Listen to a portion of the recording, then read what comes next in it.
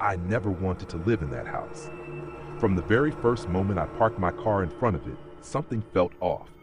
It wasn't exactly fear nor a supernatural sensation, at least not at that moment. It was more like a primitive instinct warning me that something was wrong. But as always, I rationalized it.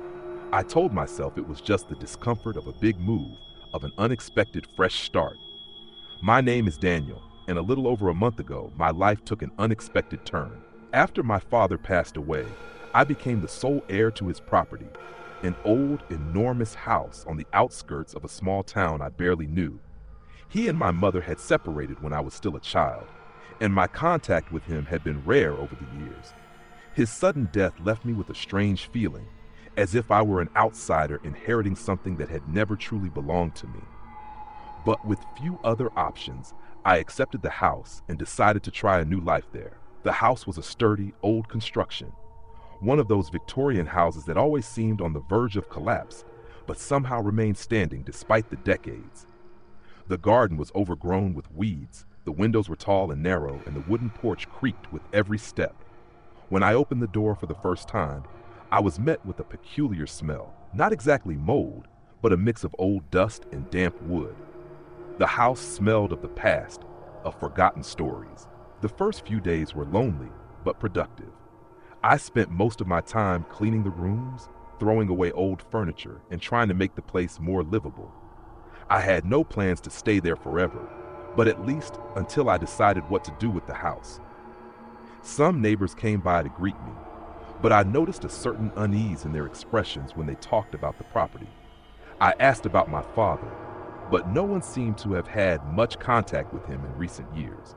He was a reserved man, they said, didn't talk much to anyone. Everything seemed relatively normal until I started exploring the more hidden corners of the house. The attic was just a space full of boxes covered in white sheets. Nothing special.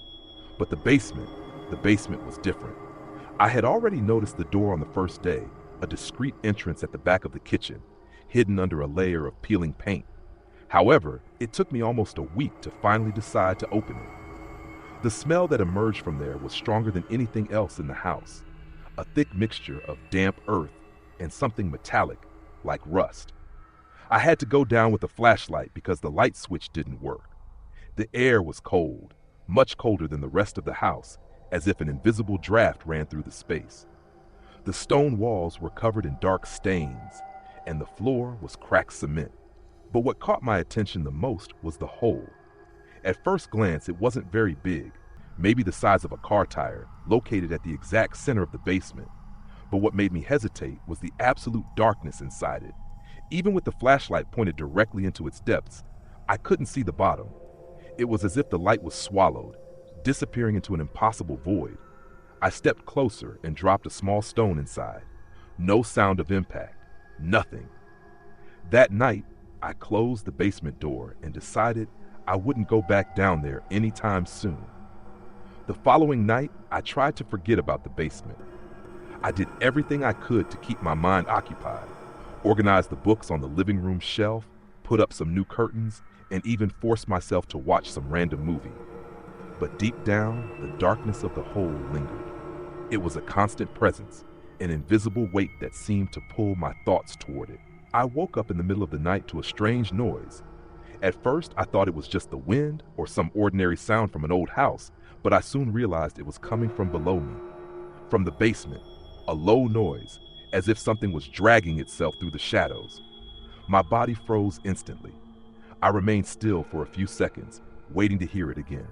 And I did. I got up cautiously, avoiding any noise. My heart was pounding so hard I could feel the blood pulsing in my ears. I grabbed the flashlight and made my way to the basement door. I placed my hand on the doorknob and hesitated. Something inside me screamed not to open it, to simply ignore it and go back to bed. But curiosity, or perhaps the need to know what was happening, was stronger. I turned the doorknob and descended slowly, each step creaking under my weight. The flashlight trembled slightly in my hand, and my breathing was fast. When I reached the last step, the first thing I noticed was the absolute silence. The noise had stopped. Everything looked the same as the day before, except for one detail. The hole was bigger. Before, it had been the size of a car tire. Now it seemed to have doubled in size.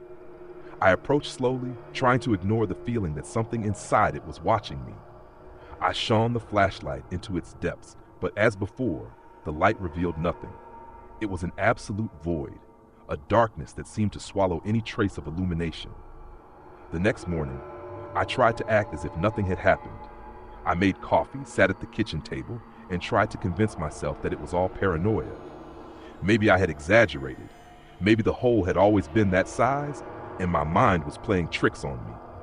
But no matter how much I tried to rationalize it, the feeling persisted. Something was wrong with that house. I decided I needed to check the basement again, this time in daylight. I grabbed a measuring tape and a ruler, determined to measure the hole and put an end to my obsession once and for all. If it was really growing, I would have concrete proof. But deep down, I hoped I was mistaken. When I opened the basement door, that smell of damp earth returned. I descended the steps slowly, each footstep accompanied by the echo of my own movements. The flashlight was still there, where I had left it the night before. I picked it up and with a slightly trembling hand, illuminated the center of the basement. The hole was bigger, much bigger. There was no doubt now. It now occupied almost half the space, an irregular opening in the concrete floor, as if the house were slowly being devoured by it. I swallowed hard. Measuring with the tape, I confirmed that it had grown by at least a meter since the previous night. I immediately went back upstairs. I turned on my laptop and started researching similar phenomena, sinkholes, geological faults. I found some mentions of underground collapses, natural erosion, but nothing explained the speed at which that hole was expanding. Moreover, there were no cracks around it, no signs of structural failure. The only thing I knew was that I needed to monitor it. I decided to take pictures and note its dimensions daily. I spent the day trying to stick to my normal routine, but with each passing hour, I felt a growing weight in my chest, as if something down there was waiting. When night fell, another doubt arose. What if it kept growing while I slept? The thought of waking up and finding half the basement consumed by the void terrified me. I grabbed a wooden ruler, marked the hole's edge on the floor, and set up my phone's camera to record, propped up on a nearby piece of furniture. After hours of restlessness, I ended up falling asleep on the living room couch. When I woke up, the sun was already rising. My body was sore, my mind foggy. I sat up with a jolt and ran to check the phone. The video showed only the dimly lit basement. For most of the recording, nothing happened. But around 3 in the morning, the hole's edge shifted. Very slowly, almost imperceptibly, it expanded, as if something invisible was digging, widening it inch by inch. I turned off the video and looked toward the basement door. My heart pounded in my chest. The hole wasn't stopping. It was growing, and there was nothing I could do to stop it. Panic took hold of me. I needed help. It didn't matter if it didn't make sense, if it was impossible or absurd. The hole was growing, and somehow I was the only one who noticed. I couldn't keep ignoring it. I grabbed my phone and dialed a local engineer. I quickly explained about a possible collapse in the basement, about the hole's abnormal growth. I tried to sound rational, though my trembling voice betrayed my nervousness. In less than an hour, a man named Renato arrived. He was short, with a thick beard and a serious expression. As he entered the house, he looked around and asked where the problem was. I led him to the basement, feeling a wave of relief. Finally, someone would inspect it.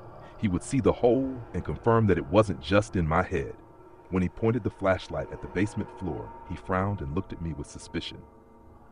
"I don't see anything but a normal floor," he said. My stomach sank. I ran to the hole and pointed at it with my finger. "What do you mean? It's right here! Look, it's bigger than yesterday! You don't see it?" My voice came out louder than I intended, and my desperation was palpable. Renato looked at me like I was a lunatic. "Look, man, I think you might be going through some kind of exhaustion. Are you sure you've been sleeping well? Maybe you should see a doctor." "No," I shouted, startling him. I ran up to him and grabbed his arm, forcing him to look down. And then, without warning, he was gone. There was no scream, no struggle, just a sudden motion, as if he had been pulled into something invisible. 1 second, he was there. The next, he wasn't. I froze, cold sweat running down my forehead. The hole swallowed him. But Renato hadn't even noticed. He didn't see it. He just disappeared. My fingers trembled as I picked up my phone again. I called the fire department. I told them a man had disappeared in my basement. They arrived 20 minutes later in 2 vehicles. 3 firefighters entered with me, and all of them vanished the moment they stepped into the basement. No screams, no reaction, just the void consuming them. I ran out, stumbling over my own feet. I called the police. When they arrived, I told them everything, begged them to check. They entered the house, and one by one, they disappeared as soon as they descended the basement stairs. None of them seemed to notice the hole, but all of them were taken by it. Then I realized no one saw it, no one felt fear, no one suspected a thing. To them, the hole didn't even exist, but it was growing. I ran into the street, desperate. I spotted my neighbor, Mr. Ottavio, an elderly man who always watered his plants on the porch. I rushed to him and begged him to look at my house. "I need your help. Something terrible is happening." He looked at me with concern and nodded. "What is it, son?" "The hole in my basement. But before I could finish my sentence, I saw it. The hole had expanded beyond my house and into the street.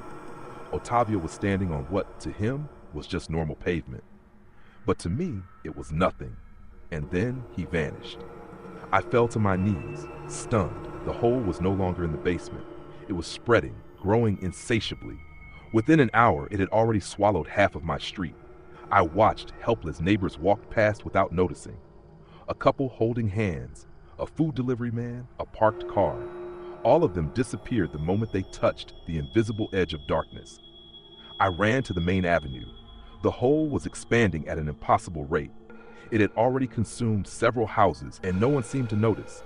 People walked into it, stepping straight into nothingness, erased from existence. But no one screamed, no one ran. To them, the city was normal. I stood there, alone, watching as the entire neighborhood was devoured by the void. A store, a market, a school, all vanishing as if they had never existed. I tried shouting at people, but no one heard me. I was trapped in a nightmare I couldn't wake up from. And then I realized, soon there would be only me and the hole. I moved to another city. I left behind everything I knew, everything that haunted me. But the feeling that something was wrong never left me. I tried to move on, build a new routine, believe I was safe. But deep down, I knew it was only a matter of time.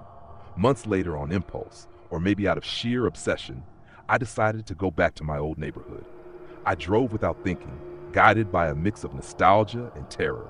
But when I got there was no city, no houses, no streets, no cars, nothing. The hole had taken everything. Its edge was impossible to measure, stretching beyond the horizon. What was once a bustling neighborhood was now absolute emptiness, a bottomless abyss, silent, devoid of any trace of life. No news reports mentioned it. No map showed its existence. To the rest of the world, it had never been there. But I saw it, and I knew. I stood there for a while, staring into the darkness. The hole was growing, always growing. I can't live a normal life, knowing that one day that hole will consume me, no matter how far I go. The best I can do is run as far as possible and delay the inevitable. But the worst part is you, because at any moment, you'll be swallowed too, and you won't even notice. Thank you for watching. Please subscribe for more.